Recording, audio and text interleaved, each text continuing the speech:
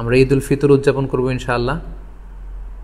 যেহেতু রমাদানের একেবারে শেষের দিকে আমরা এসেছি, জাকাতুল ফিতর বা সাদাকাতুল ফিতর আদায় করা আমাদের জন্য আবশ্যক।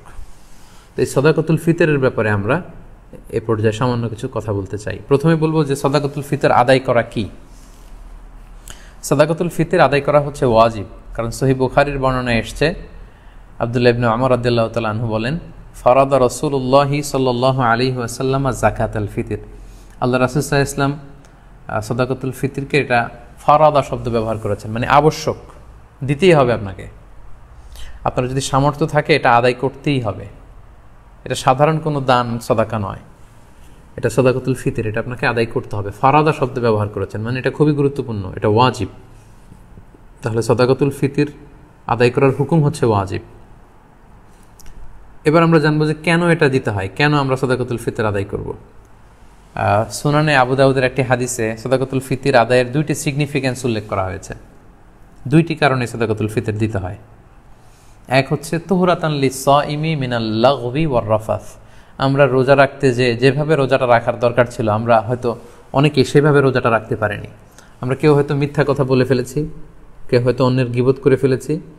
এগুলো আল্লাহ মাফ করে দিয়ে যাতে রোজাটাকে আল্লাহ তাআলা ভালোভাবে কবুল করে নেন, এজন্য তুহরাতান লিস-সাইম, রোজাদারদেরকে পবিত্র করবার জন্য এই সাদাকাতুল ফিতরকে ওয়াজিব করা হয়েছে। 2 নম্বর সিগনিফিকেন্স হচ্ছে ওয়া তু'মাতান লিল মাসাকিন,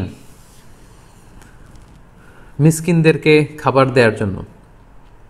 সাদাকাতুল ফিতরের উদ্দেশ্য হচ্ছে ঈদের দিন যাতে কোনো গরিব মিসকিন না খেয়ে না থাকে, তাদের মুখে যেন হাসি থাকে, তাদের বাসায় যেন খাবার থাকে, এই জন্য সাদাকাতুল ফিতরকে ওয়াজিব করা হয়েছে। সহজ কথায় বলা যায়, ঈদ আসার আগেই অসহায়দের ঘরে ঘরে খাবার পৌঁছে দেওয়ার ইসলামী প্রজেক্টের নাম হচ্ছে সাদাকাতুল ফিতর।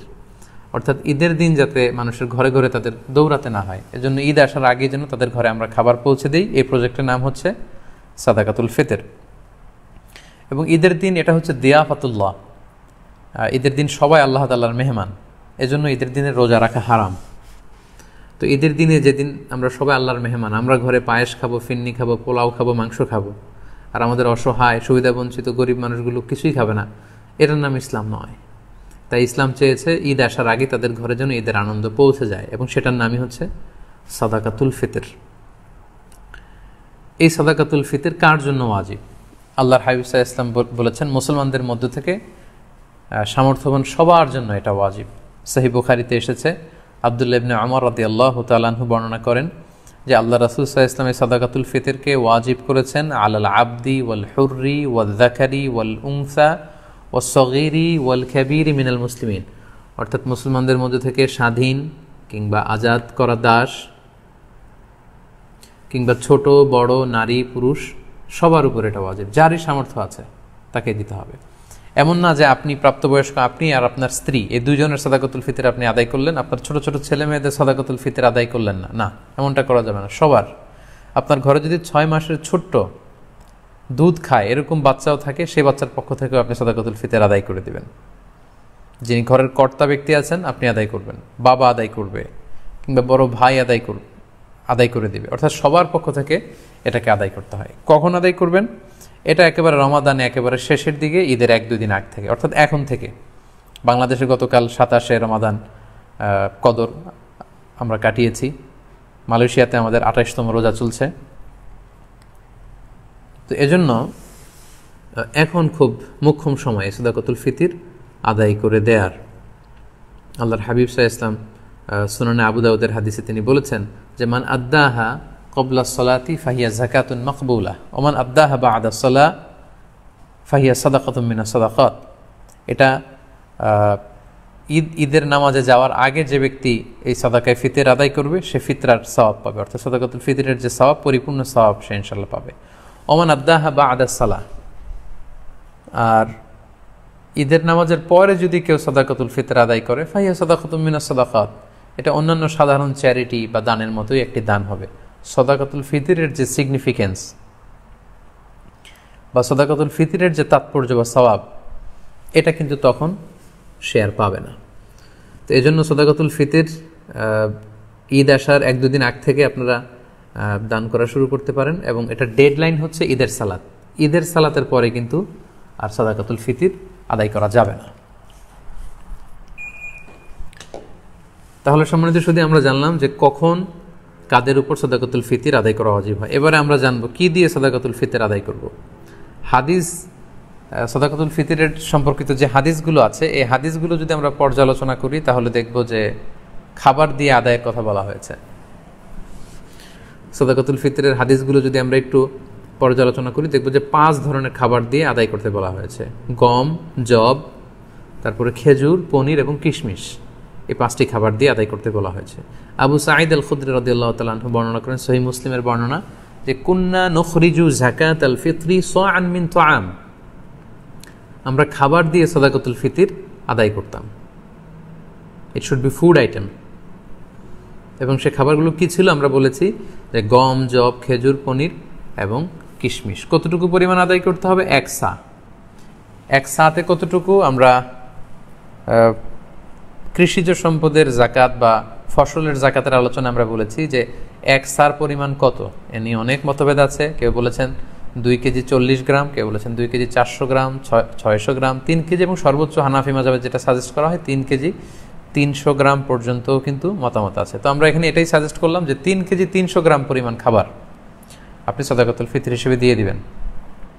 আমাদের বাংলাদেশে যেহেতু প্রধান খাবার হচ্ছে ভাত, মানে চাল, আপনি চাল দিয়ে আদায় করলে এটা ফুড আইটেমের অন্তর্ভুক্ত। সো খুব সুন্দরভাবে আপনার সাদাকাতুল ফিতর আদায় হয়ে যাবে ইনশাআল্লাহুল আজিজ।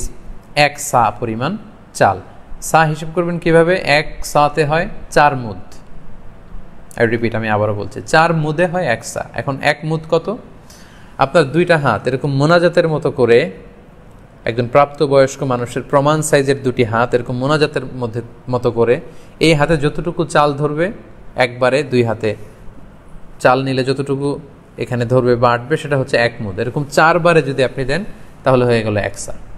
আপনার নিজ হাত দিয়ে এরকম 4 বারে হিসেব করেও আপনি করতে পারেন, অথবা হানাফি মাযহাবের যে প্রেসক্রাইব করা হয়েছে 3 কেজি 300 গ্রাম, সেই হিসাবেও আপনি 3 কেজি 300 গ্রাম চাল দিলে আদায় হয়ে যাবে ইনশাআল্লাহুল আজিজ। এক্ষেত্রে খুব কমন একটা প্রশ্ন যে খাদ্য না দিয়ে, চাল না দিয়ে, এরকম গম না দিয়ে টাকা দিলে আদায় হবে কিনা।